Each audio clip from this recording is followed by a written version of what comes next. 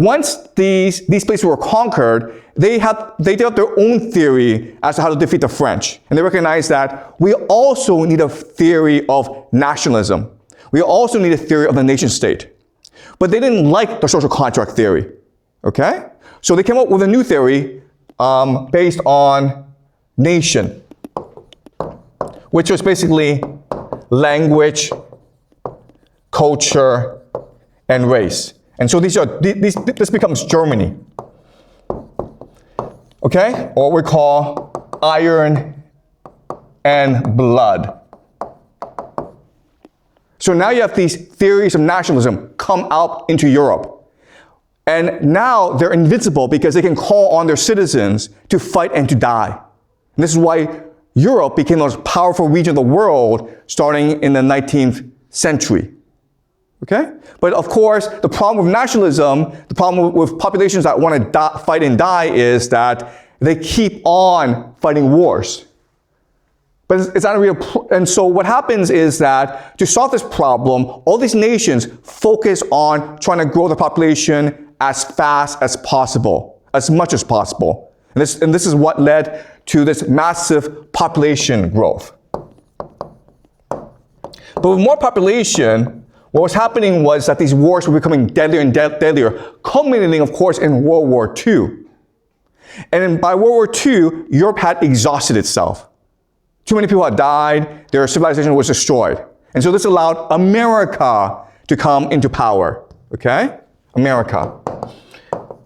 And America had a different theory of the nation state. So the French, their theory was the social contract. The Germans, their theory is iron and blood, okay, race. The Americans had a different theory because America was a multicultural nation of immigrants who are trying to colonize the Western Hemisphere, North America, right?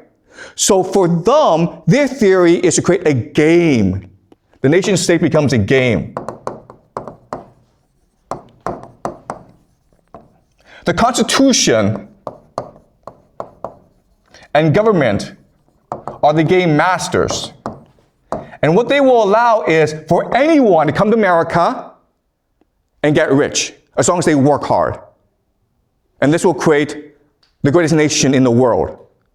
Okay? So this becomes a game where anyone can play. In fact, the more players that you have, the wealthier America becomes, right? And then after World War II, what happened was that America spread this game throughout the world, as much as it could, right? To Europe and to Japan. But there are still communist countries like China and Soviet Union, which did not want to participate in this game. They had their own game. And so what happened was that after the collapse of the Soviet Union, this game conquered the world, right? You had globalization.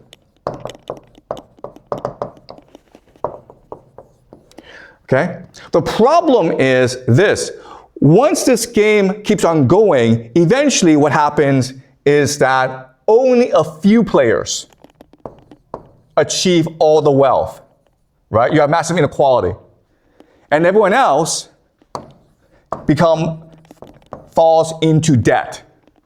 Okay? And that's the world that we live in today.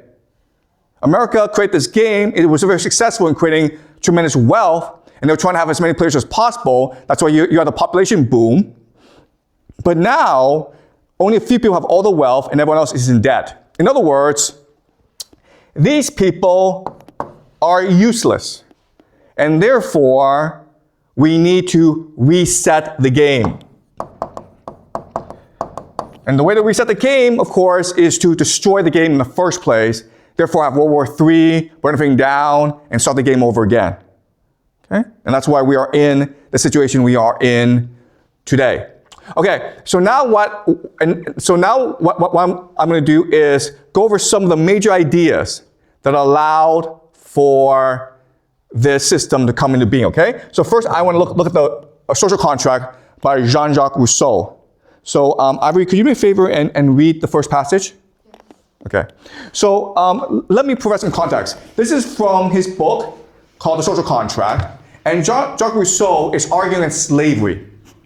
And before, it was understood that slavery is a good system because the master is nice to the slave. As long as the master is nice to the slave should be happy.